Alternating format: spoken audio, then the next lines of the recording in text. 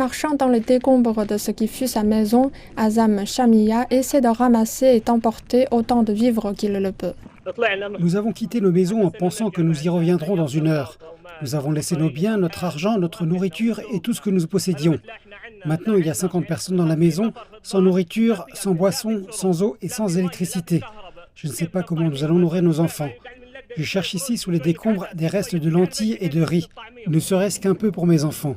La maison de Chamiya a été complètement détruite lorsque les avions de guerre israéliens ont pris pour cible le quartier d'Al-Rimal dans le sud lors de plusieurs frappes aériennes, ne laissant rien debout. Qui pourrait dire que je marche dans le quartier d'Al-Rimal dans le sud? Ce quartier était plein de maisons, de restaurants, de bâtiments résidentiels et de magasins.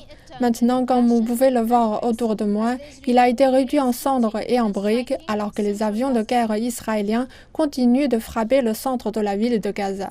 La bande de Gaza est soumise à un blocus israélien depuis 2007, peu après que le Hamas a remporté les élections et pris le pouvoir à Gaza. Toutefois, le blocus a été assoupli au fil des ans. Nous sommes des civils qui n'ont aucun lien avec des organisations politiques et qui n'appartiennent à personne. Nous sommes revenus ici pour constater que notre maison avait été réduite à l'état de ruine et que toute la zone avait été détruite. Nous sommes devenus des sans-abri et n'avons rien d'autre que les vêtements que nous portons.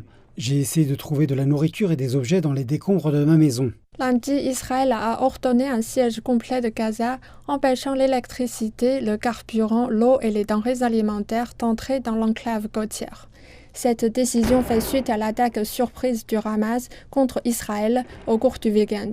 Pendant ce temps, les pêcheurs et les agriculteurs de Gaza ne peuvent pas se rendre à leur travail. Par conséquent, les habitants de Gaza doivent se contenter de ce qui se trouve actuellement sur les étals des marchés. Pour l'instant, les Gazaouis doivent se contenter des très faibles quantités de nourriture disponibles à Gaza et se préparer à ce qui pourrait être la pire crise humanitaire de son histoire.